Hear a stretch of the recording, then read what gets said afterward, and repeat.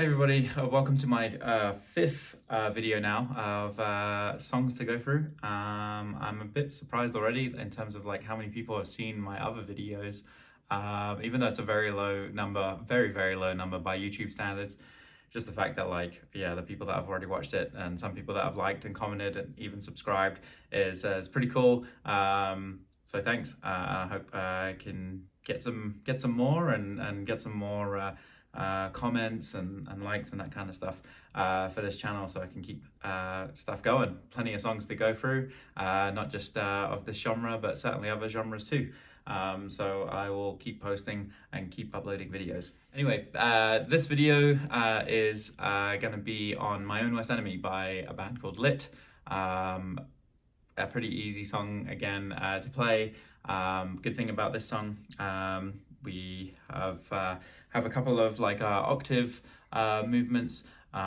It's a very familiar chord pattern. This chord pattern in the chorus is used quite a lot in a bunch of other songs, and it's just a variation of that, kind of a bit of proof that whilst the chords can be the same, the melody can be slightly different. But yeah, very easy song to sing along with, especially if you're beginning to sort of sing and play at the same time, which I know a lot of people struggle with. And then yeah, it's a good song that everybody kind of knows, a great song to play in front of friends, family, and that kind of stuff too. Or the skills needed, I should say, for this song. We want to learn some power chords, a little bit of sliding, just sliding up or down a couple of frets, mainly used in that sort of solo part, which you can't leave out.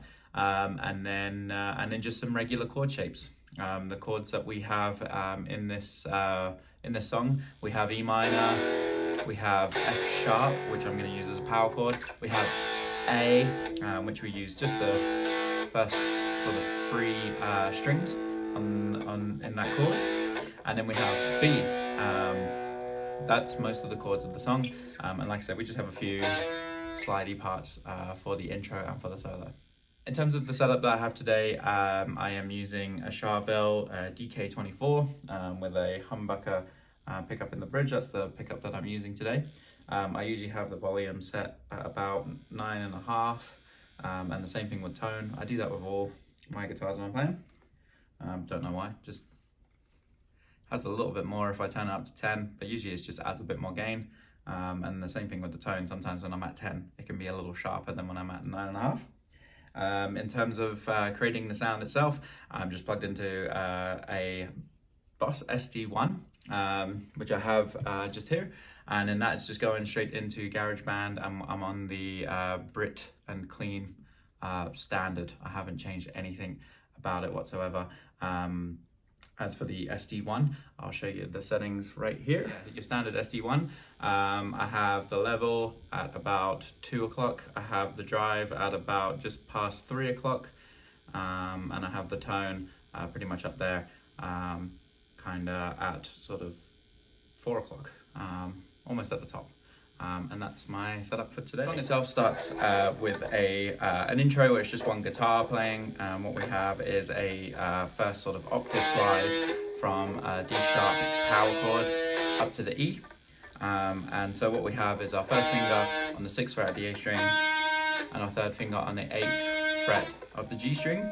And we're just going to do one play with our right hand, one downstroke with our right hand, and slide from the 6th fret up to the 7th fret, and our third finger follows and moves from the 8th to the 9th. So then we move from that D sharp to the E. We're doing this as well. What I tend to use is my first finger. I kind of block the note on the D string. I don't press, so I don't play that note, but I just mute it.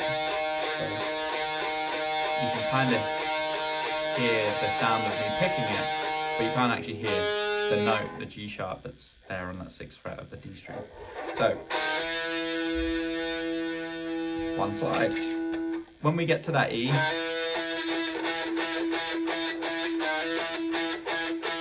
we play it a few times. So the first time we play it, we go 3, 4, 5, 6, 7, 8, and then we repeat it. And then once we play it, once we repeat it, we play it slightly shorter on the strums once we reach that E chord. So it's 8 the first time, and then it's 5 the second time. So play and slide up.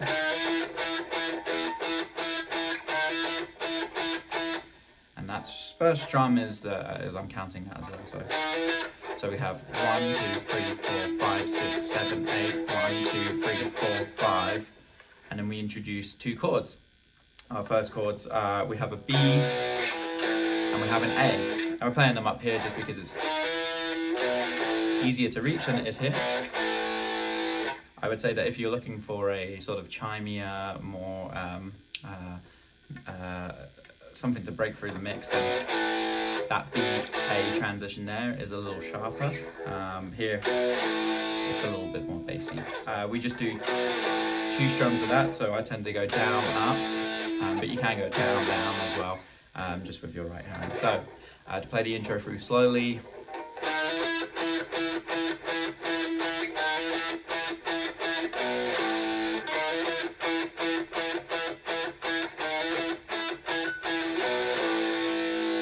Once we play the intro through twice, that's when the second guitar comes in. A second guitar in the background is just playing the same chords but lower down the fret. So rather than playing the E up here, we play an E minor here, and we start the general rhythm of the song, and it goes a bit like this.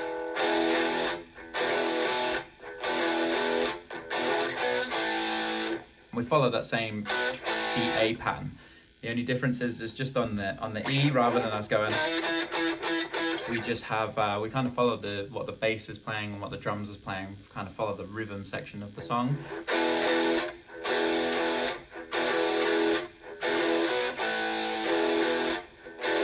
Now when we're actually playing this bit, I find that it's 2 downstrokes to begin with, and then the next couple of rounds we play like a up, down, down. So we go like a, we kind of like da da da da da da da, and then when we play that final beat A, we just play E twice. So I go up, down. So 2 downstrokes to begin with, up, down, down, up, down, down, up, down, beat A. And that's pretty much the intro of the song. Once the intro is completed, we move into the first verse, and the first verse actually is just this E, B, A pattern, just like the second guitar plays on the intro. So we have that pattern repeated at least 4 times. So the verse pattern exactly like that second guitar part. For those of you that just played that the sort of lead part that's on top, like I said, we kind of do 2 downstrokes and then an up, down, down, up, down, down, and then up, down, and move from B to A. We can also play B to A there as well. So.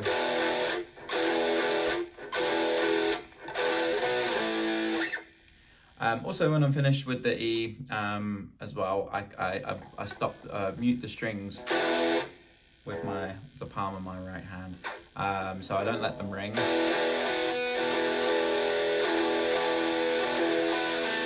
Like that. It's stop, stop, stop.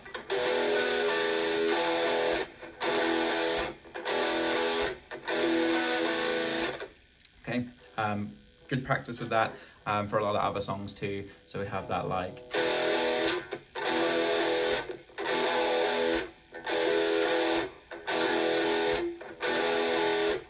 And it's important to keep your right hand nice and relaxed as you're doing this. And it's not muted the whole time. It's quite open.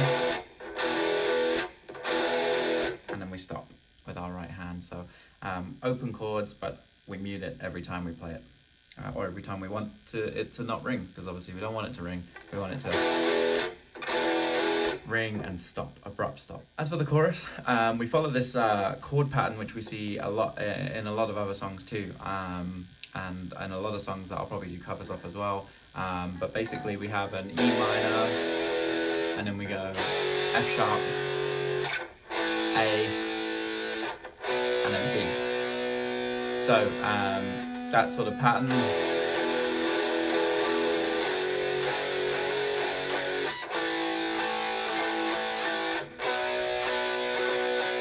With the chorus, we play these chords 6 times, and the pattern is this slightly different pattern. We have down, down, and then we go up, down, down, down. So we play like the first part of that chord slowly, and then we speed it up a little bit on the second part. So down, down, up, down, down, down, down, down, up, down, down, down, down, down, up, down, down, down, down, down, up, down, down, down, with our right hand. And it's in like this kind of box shape, which is really cool. Makes it a little easier. You don't really have to look down at your fretboard much as you're transitioning. If you're comfortable making those chord shapes, we're not moving up and down the fretboard that much. So in the chorus, when it goes, please tell me why the car is in the front yard and I'm sleeping with my clothes on. I came through the window last night and you're. And then when the lyrics goes and you're, we actually move back into the intro, or the intro comes back in, and then another guitar reverts back to that sort of second guitar part of the intro. So we get that intro.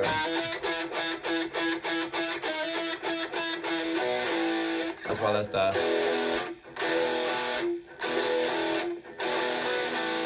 and the lyrics in the song, it actually just goes gone, and then it says gone, and that we have that pattern playing over the top. When we move into the second verse, it's a very similar pattern. So we have that E minor, B A, and then we move into the chorus again. So it's a very similar pattern to what we have in verse 1 and verse 1 and chorus 1. In fact, it follows the same pattern altogether. When we're actually in the chorus, though, there is also this little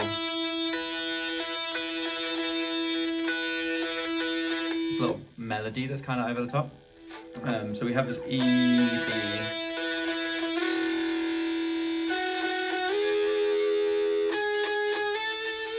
and it just climbs up to that 14th fret on the G string, which is an A. We climb from 9th on the G string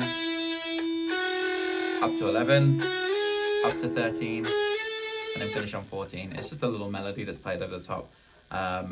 Honestly, most people probably wouldn't even recognize that it's there, especially if you're just playing it on like an acoustic guitar in front of friends. We've come out of the second chorus, we move into sort of a solo part.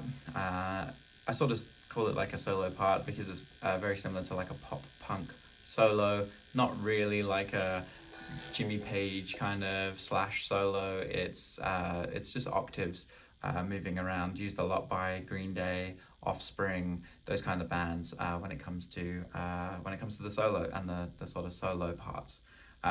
So this one in particular, it kind of follows the intro. Just as we come out of that second chorus, play the intro, and then what we do is we move the pattern up a little bit. Okay, so that intro-y solo part, it kind of starts actually as the chorus finished. So the first time, or the time when the vocalist says gone, we actually play the intro, but we finish up on this F sharp. So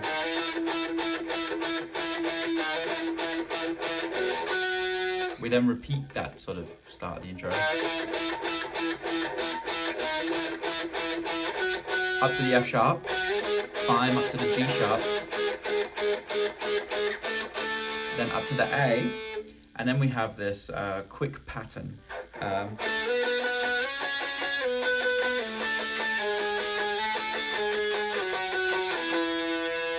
Whilst that's going on, second guitar is playing that. So that sort of second guitar part that we kind of play throughout the song in the verses and in the intro, and certainly over this part too. So following the bass and the rhythm provided by the drums. Once again, that solo played, or that solo-y part played at full speed.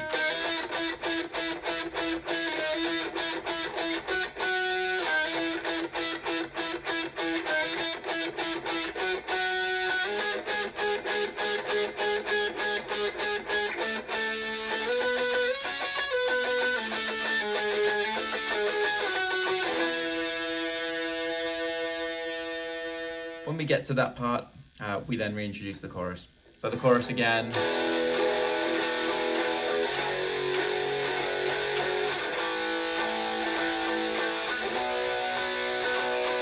We play that twice, and then what we do is go to the outro. Now the outro is very similar to the intro, however, it just has an abrupt stop on the final A chord. So we have one guitar part playing down here, E, B, A, and then we have that intro riff.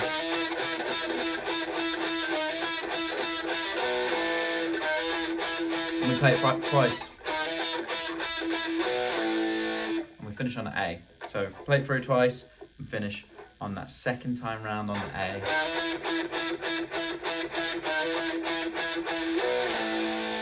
And that's the end of the song. Now sometimes when it's like played live or whatever, people will finish back on the E, but recording finishes on the A. So thanks everybody for watching once again.